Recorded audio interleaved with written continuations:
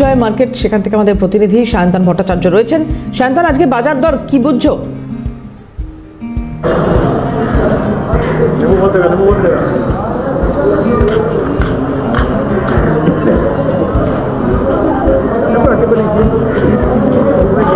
এই মুহূর্তে বাজার দর কিছুটা মতো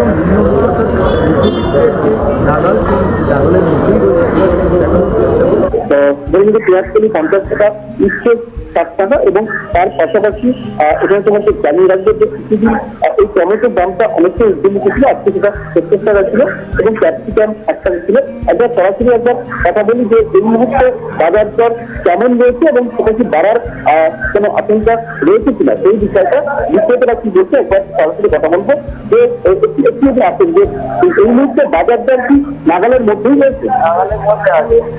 নাগালের মধ্যে এটা কারণটা কি? মানে দোকানটা ভালো হচ্ছে বলে?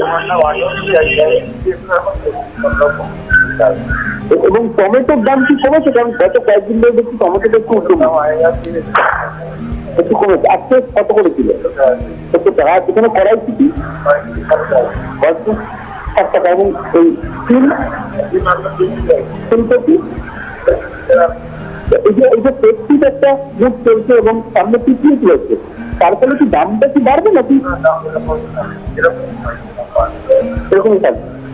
এই পুরো গোটা শীতকাল এরকম থাকবে, যোগান থাকছে শীতকাল। বিক্রেতারা এখনো পর্যন্ত খুশি। তবে একেবারে যে দাম কিন্তু নাগালের মধ্যে রয়েছে, কারণ দিন কয়েক ধরে দাম একেবারে মধ্যবিত্তের নাগালে। কারণ সিজনের যে সবজিগুলো রয়েছে শীতকালে, সেই সবজির দাম কিন্তু যথেষ্টই নিম্নমুখী। কিন্তু টমেটোর দাম কয়েকদিন ধরে বেড়েছিল, আজকে 60 থেকে 70 টাকা কিলো বিক্রি হচ্ছে। অন্যদিকে কড়াইশুঁটির দাম কিন্তু ঊর্ধ্বমুখী ছিল, সেটা কমে প্রায় 60 টাকা এই মুহূর্তে কিন্তু বিক্রি হচ্ছে, সেটা প্রায় 100 থেকে 120 টাকা কিলো ছিল। অর্থাৎ সামনে একটা সিজন রয়েছে, পাশাপাশি পিকনিকের মরশুম রয়েছে। বিক্রেতারা জানাচ্ছেন যে পিকনিকের মরশুমে দাম 100 থেকে 120 টাকা কিলো ছিল।